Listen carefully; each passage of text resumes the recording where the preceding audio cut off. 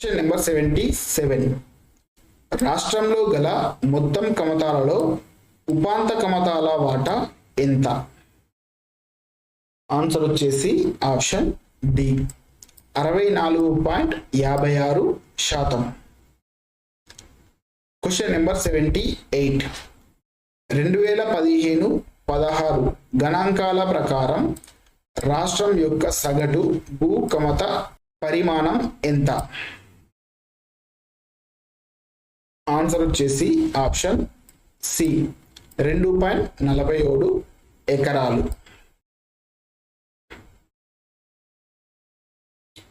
Question number 79.